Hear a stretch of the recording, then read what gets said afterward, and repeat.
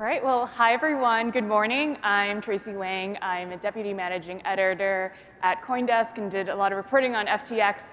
And I'm joined here today by Anthony Scaramucci, who really needs no introduction. He is the founder of Skybridge Capital, a hedge fund asset manager with significant activity in crypto.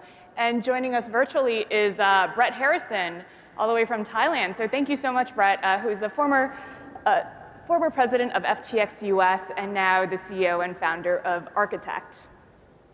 So Anthony, we last spoke at the SALT conference, which was a great conference that you put on back in September. And it's now been 5 months since FTX collapsed. How are you holding up? Well, listen, it was a very disappointing thing that happened, and just to lay the backdrop, when we last spoke, we had made the announcement about our sale, a partial sale of our company to Sam and FTX Ventures.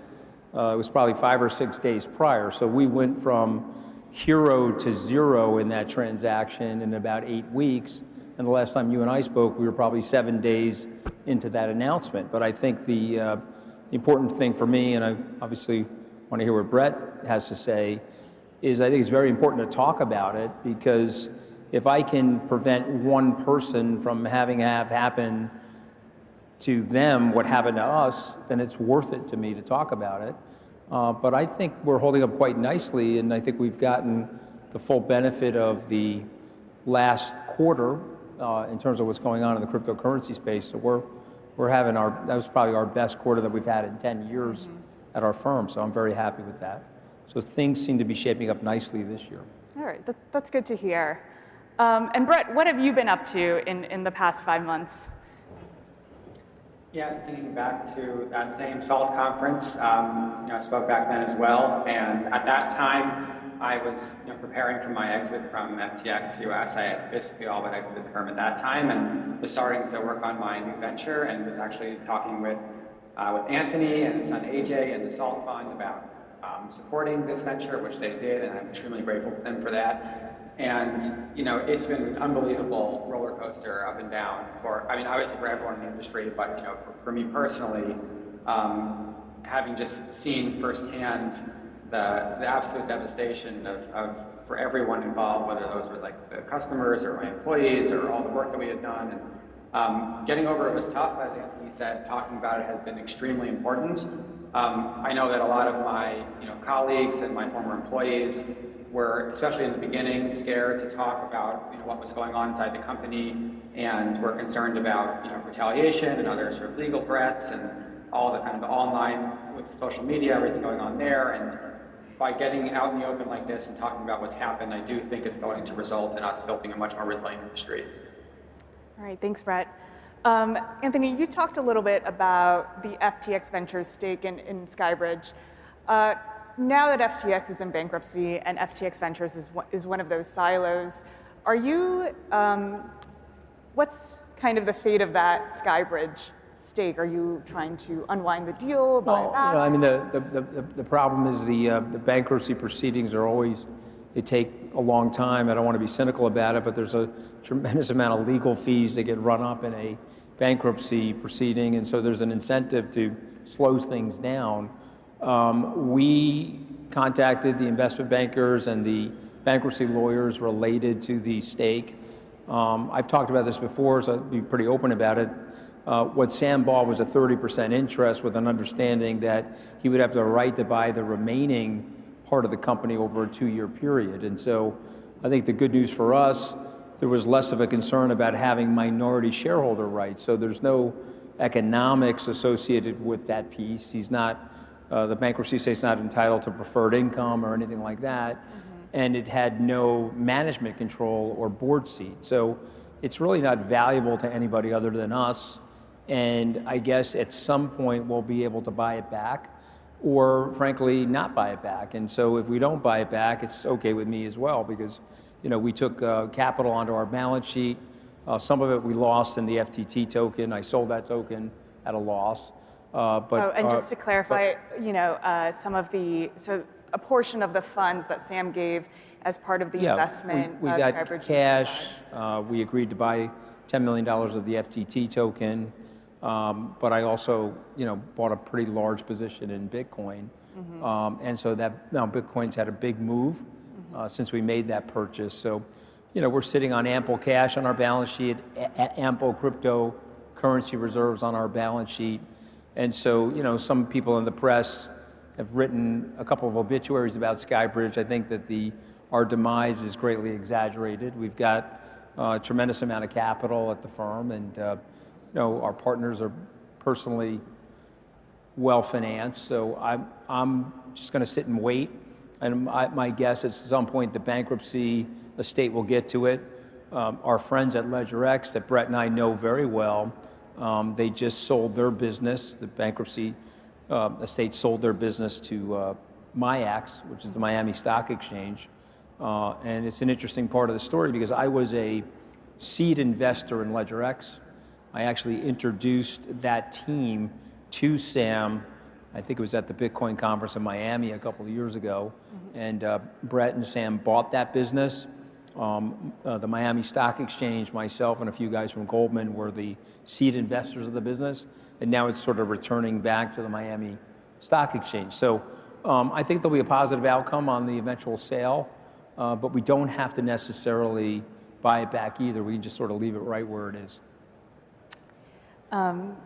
So it sounds like, you had introduced a lot of people from your Rolodex to Sam. Can you talk a little bit more about, the relationship that you had with Sam? I think I read some reports in the media that you were fundraising in the Middle East with him, and you kind of introduced him to a whole roster of investors and also I'm assuming a lot of people in Washington, D.C. What was it like? This is, this is actually something Brett and I have talked about as well. I liked Sam. I think what Sam did was obviously a betrayal.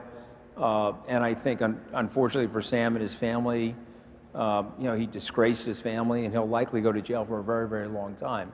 But remember, I'm not a guy that's going to revise history. I genuinely like Sam. If I didn't like Sam, I wouldn't have gone into business with him.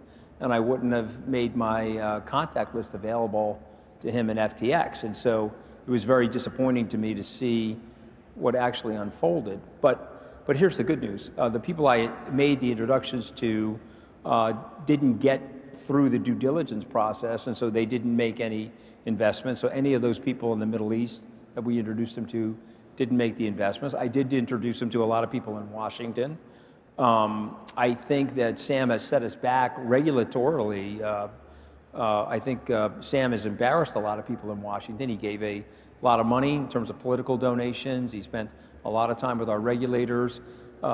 Again, we're here now, but let's go back to August or even July of last year. Sam was considered a white knight. He was considered somebody that was leading the industry as it related to potential regulation of the industry. So the demise of Sam and the exposure of the fraud, I think, has embarrassed a lot of people in Washington. And you're now seeing the pendulum, and again, these are my opinions, but it's swinging too far now in terms of the over-regulation of the industry and perhaps even a choke point related to the industry in terms of the industry's being able to be banked in the United States. So we'll have to see what happens, but hopefully smarter and more practical people will step in and will avoid that. Brett, so you've spoken out recently kind of about the terms of your departure from FTX US, and you mentioned a lot of disagreements you've had with Sam, and it sounded like the two of you certainly butted heads. During your time at FTX US, can you kind of recount if there were any red flags that you saw and kind of what made you lose faith in the business and kind of exit? Yeah, so just to be totally clear, I never saw red flags, and I never lost faith in the business. Even when I left that company, and Anthony and I talked about this at the time, I was still a huge believer in the company. I was still an equity holder in the company. I still kept my own money on the exchange, and I still kept in touch with all my former employees who are still doing incredible work for that company. What happened was I saw management issues that I thought were going to have to be resolved at some time. But the interpersonal issues between Sam and myself were too great that I felt I was unlikely to be the one to solve them. And in fact, having brought those up multiple times in a number of different ways with Sam and his team, I was basically retaliated against for trying to raise those issues and sort of threatened in a number of ways, and therefore had no choice but to leave myself. But remember, there were over 75 large institutional investors in FTX and FTX US, and it's, as we all know in this industry and in the startup industry in general, it's very typical for there to be this sort of smart, whiz kid who's creating this incredible company, but is not the right person to professionally manage that company long term. And so those investors will eventually bring in a professional CEO or a COO, someone to help bring a company from that early stage where things are entirely chaotic to that next level where it is actually run like a proper company. And that is fully what I expected to happen with FTX and FTX US. And of course, there was obviously much, much, much deeper issues happening at the company where Sam Could you be a little bit more specific on Sure. Just, you mentioned a lot of these disagreements and issues that you saw, these management issues. Could you provide us for maybe a little bit more specific what those issues were? Yeah, so here are a couple. One big one was sort of the management and the size of the tech team. It was something that Sam talked about very publicly, how proud he was that the company had so few software developers to build such a huge and incredible product. And the reality was that many of us internally felt, okay, that's fine for an early stage startup, but that's not okay for a $32 billion business. We need to hire more, we need to grow more, we have to keep up with the pace of what we're trying to promise to the world in terms of what we're building. That was one. Communication was a huge issue. So many decisions were being made out of the Bahamas, and the US people systematically being left out of many of those decisions. We would often find out about big deals basically from the news, or like the second they would go out through a press release. There was such a lack of really good kind of internal management structure and decision making that it felt, again, things that were extremely chaotic there. Now, do you think that Sam had placated all these investors and traders on his platform, that Alameda Research, which is his market maker and trading firm, was very separate from FTX, the exchange. And now it appears that that was not the case at all. And people are also curious if FTX US was really separate from FTX International, the exchange that was based in the Bahamas. And so do you think that there were the proper controls between the US arm of FTX and the international arm? And I guess second part to this question is, if not, do you think FTX US should be part of the bankruptcy right now? Sure, so to comment on the first part of the question, so while I was there at FTX US, we tried to establish as much separation as possible. We had a separate running instance of the exchange that operated on a separate instance of the Postgres database that the customer's information was stored in. There were separate accounts at places like Silvergate and Signature and Circle.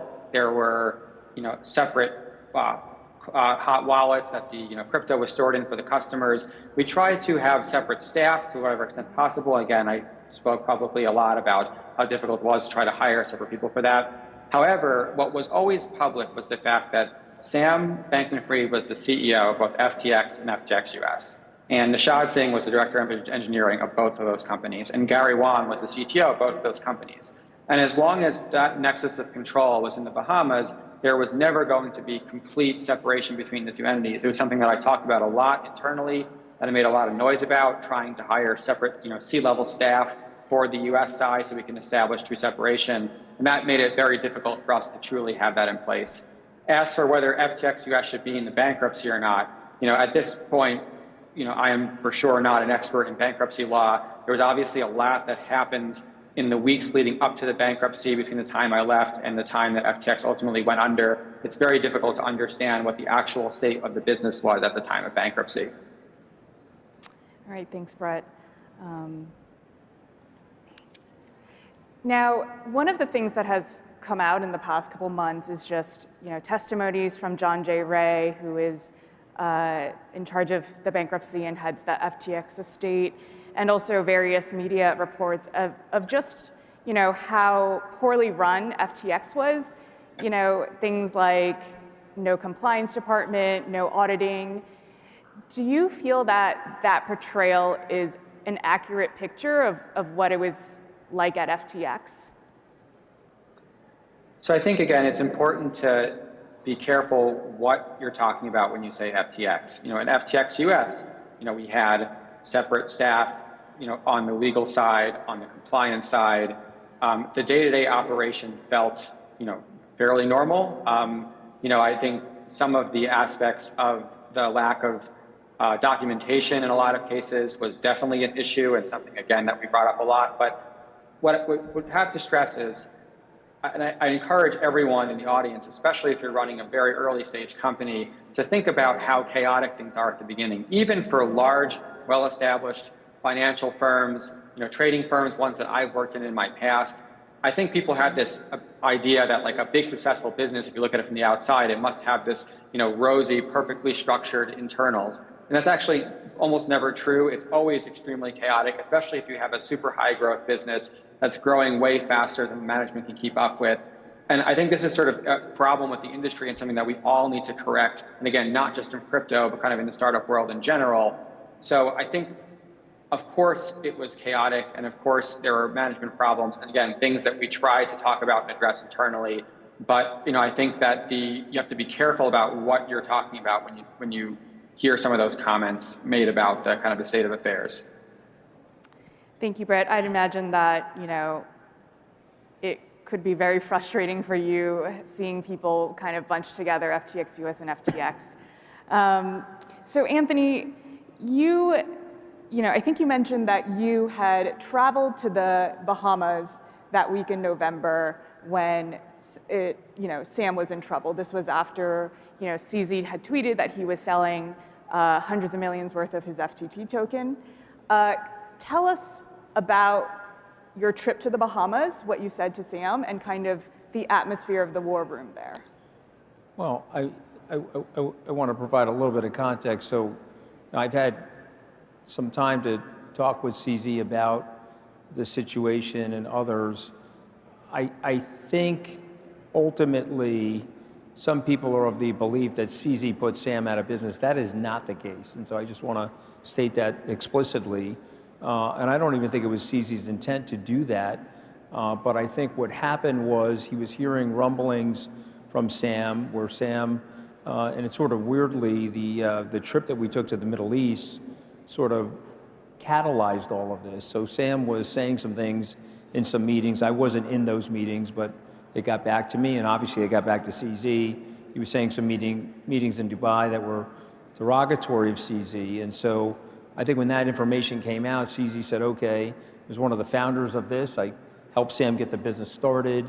He made it very upfront on Twitter that, that there was obviously a problem. And so he started to put his tokens up for sale. But if Sam was running the business appropriately and he wasn't participating in the nefarious ways that he was in the business would have been fine.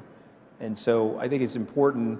Some people have got on a stage like this and said, well, CZ put Sam out of business. No, Sam put Sam out of business by the way he ran that business. And so what happened to me is I was actually speaking in Sarasota, Florida.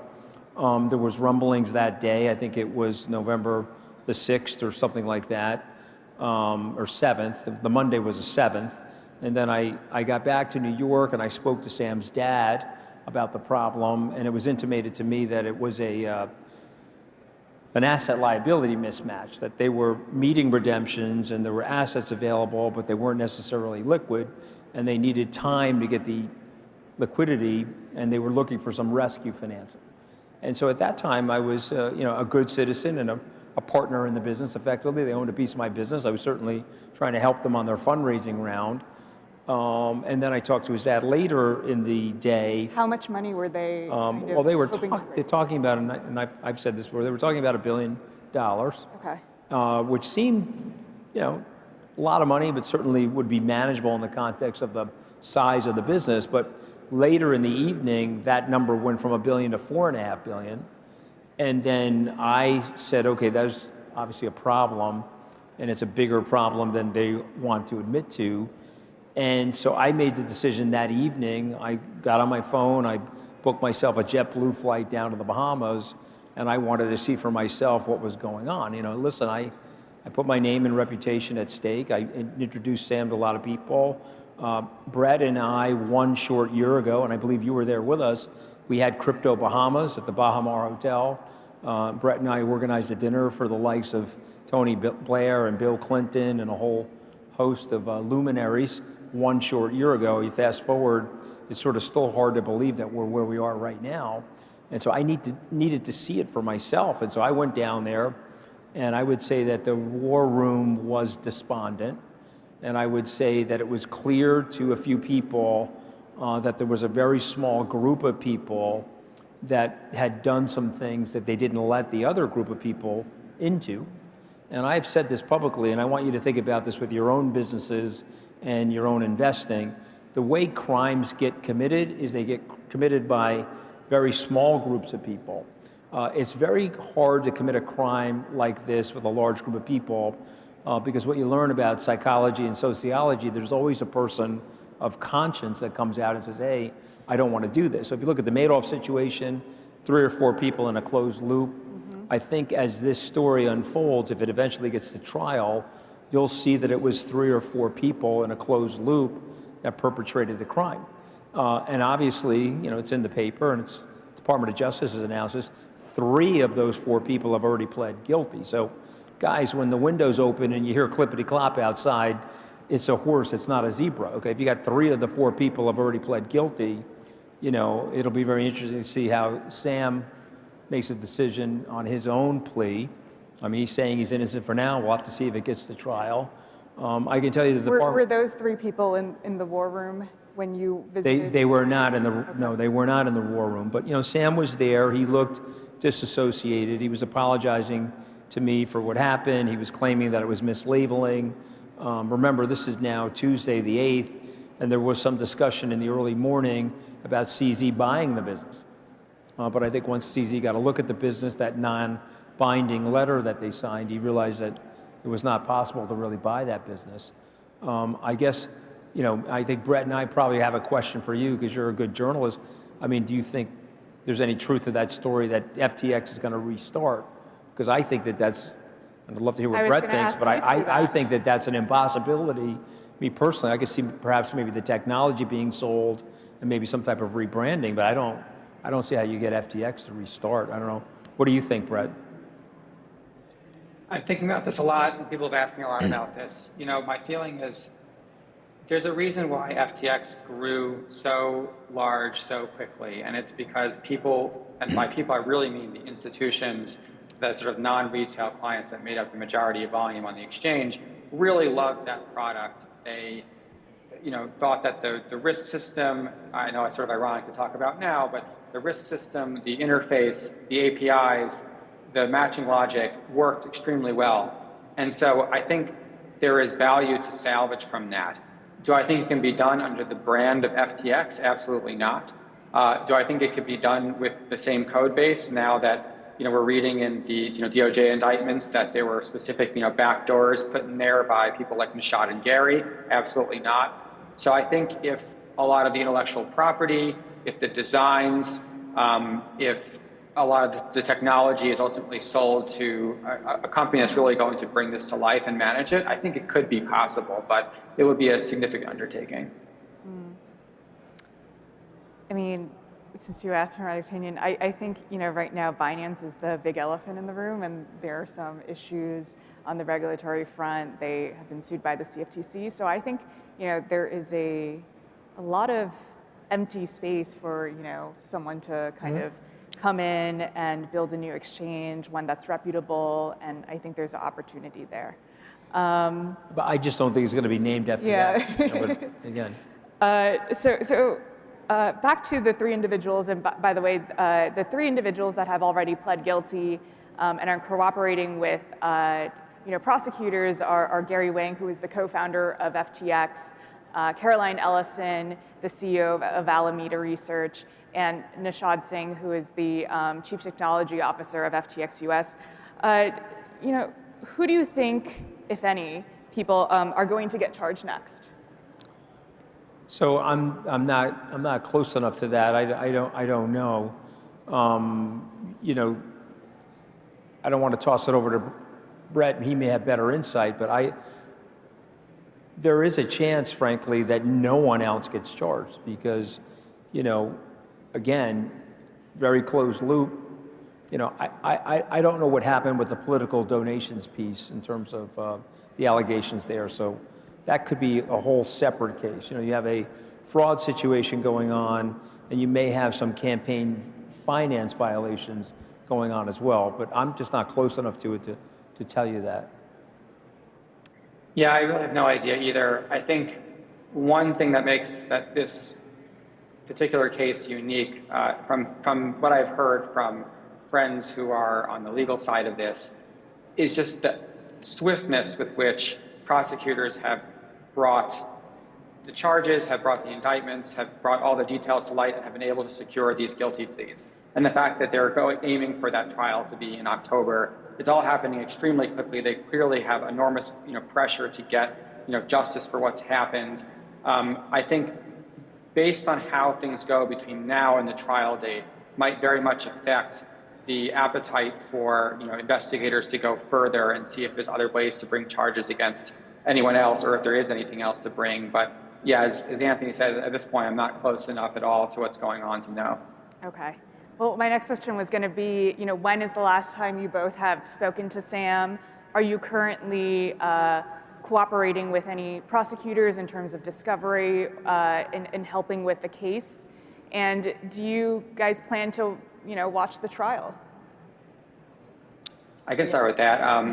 So the last time I spoke to Sam, after, basically effectively resigning in the middle of the year last year, Sam would stop talking with me one-on-one. Even when I resigned fully from the firm and I spoke to the legal team about that, I finally had texted Sam just letting him know that I was resigning. I got a single emoji back, and that's the last that I heard from him. Probably last I will ever hear from him again. Was it like was it the poo-poo emoji, or well, I'm just wondering? It was the heart. It was a red heart. Okay. That may be the nicest thing I've gotten in a long time from him. But from there, in terms of cooperation, the investigators, they've interviewed dozens of employees, getting information on what happened. I was certainly one of those back in January. Talked to them briefly. I'd be happy to be helpful in any way that I can, and shed light on anything happening within the company, FTX, US FTX. It's part of, again, why we're here, is to talk publicly as much as possible about what happened, to both assist in this case and help people understand what happened so that something like this doesn't ever happen again to whatever extent possible. Mm-hmm. Thanks, Brett. All right. Yeah, so similar to Brett, I've certainly expressed the willingness to cooperate, but I'm not in the blast zone because I was a portfolio company, and so no one's reached out to me, but I have openly and through my attorneys have said whatever anybody needs from me, I'm available and accessible, but I wasn't inside the blast zone, and I think Brett and I could both say this, we didn't see any criminal activity. Again, it was held in a very close group of people. So, but yes, I'd be more than willing to cooperate. And the last time I spoke to Sam was November 7th. Wow. Okay. November the 8th, I'm sorry, it was Tuesday, November 8th. When I left the Bahamas, it was the last time I spoke to him. Got it. So we just have under, a minute and a half left. Anthony, I wanted to ask you a closing question. So, you're somebody that's been knocked around a couple of times, but you always manage to get back up and keep fighting. And, it's been a tough year in crypto in the past year. There's been blow-ups, people lost money, people got scammed, people got laid off. How do you manage to, I guess, always, keep fighting and come back? Well, listen, we got 46 seconds, so I'll be very brief. I think there's three things people should think about. Number one, what other people think of you is none of your business, okay? My grandmother said that to me when I was 10, and never more appropriate today in the age of social media. If you think of the mental illness issues our teenagers are having right now, a lot of it is coming from social media, I think social media is the tobacco for the brain. You know, we're giving our brain lung cancer through social media, and you get the mixed metaphor that I'm making. So, number one, do not care about what other people think of you. Number two, you're either an entrepreneur or you're not. And if you're an entrepreneur, you have to accept that you're on a fated journey. Meaning, if I think that Bitcoin's going to be 10x where it is today in 5 years, and I absolutely believe that, I put my chips on the table, I've expressed my reasons macroeconomically why that's going to be. I'm a high profile person, so if it goes down 65%, you got to expect to be lit up by the press when that happens. But if I'm right, and it's 5 years from now and Bitcoin is 10x, then that's going to be a great thing for my investors and my family. But I am on a fated journey. I can only control so many of the variables, and we'll have to leave it up to the fates to decide what ultimately happens. And good entrepreneurs accept the journey. They're willing to live with the results and the destination one way or the other. And I'm generally a very happy person. So they can write whatever the hell they want about me. And you know, Donald Trump said to me something, and him and I are fighting now, but he said to me, just make sure they spell your name right when they're writing about you, and that's fine.